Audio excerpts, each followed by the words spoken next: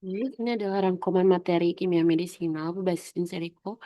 Jadi pengertiannya, jadi kimia medisinal itu merupakan cabang ilmu farmasi yang mempelajari hubungan antara struktur kimia suatu senyawa dengan aktivitas biologisnya. Dalam pengembangan obat modern, analisis in silico digunakan untuk membantu memprediksi sifat fisikokimia, farmakokinetik, dan lain-lain. Penggunaan metode in silico itu dapat mempercepat proses penemuan obat, mengurangi biaya penelitian, serta membantu seleksi kandidat senyawa yang paling berpotensial untuk dikembangkan lebih lanjut. Nah, kemudian analisis parameter fisikokimia, yaitu yang pertama ada molecular weight. Jadi molecular weight itu, mmm, berat molekul menunjukkan ukuran molekul, umumnya kandidat obat oral, memiliki berat molekul antara 1.500 sampai 500 gram per mol. Molekul yang terlalu besar biasanya lebih sulit diserap oleh tubuh. Kemudian yang selanjutnya adalah heavy atom dan aromatic heavy atom, itu jumlah atom berat menggambarkan kompleksitas molekul.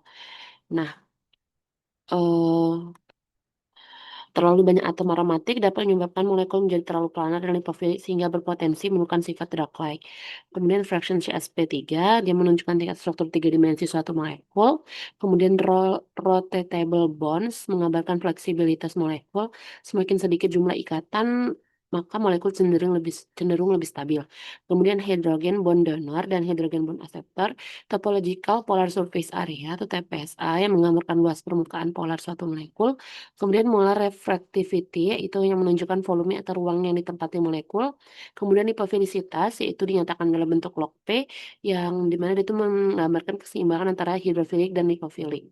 Log P kurang dari 0 berarti sangat hidrofilik, 0 sampai 3 ideal untuk banyak obat oral, 3 sampai 5 masih dapat diterima, lebih dari 5 terlalu lipofilik.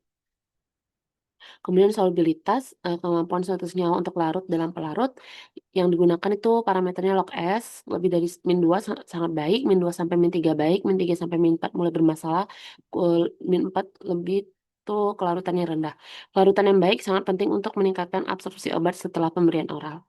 Kemudian farmakokinetik itu ada GI absorption, menunjukkan kemampuan obat diserap oleh saluran pencernaan, BBB per min atau kemampuan obat menembus brain barrier, kemudian P glikoprotein, protein pompa efflux yang dapat mengeluarkan obat dari sel, CYP inhibition, terus ada drug likeness untuk menilai apakah suatu senyawa memiliki karakteristik.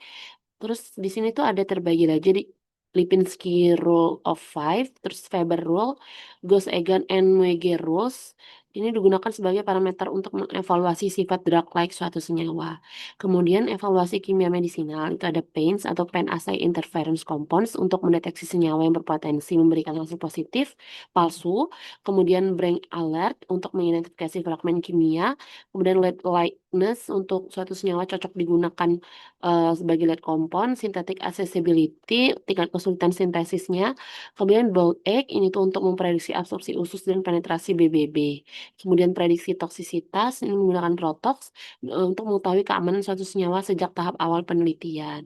Nah, kemudian prediksi target dan metabolisme itu untuk memprediksi target protein yang mungkin berinteraksi dengan suatu senyawa. Ini menggunakan biotransformer, Xenoside, dan Glorix. Kemudian pengembangan senyawa obat, ini combinatorial library, metode pengembangan obat dengan melakukan modifikasi struktur pada lead compound. Kemudian ada peptidomimetics untuk meniru struktur atau fungsi peptida alami untuk menghasilkan obat baru.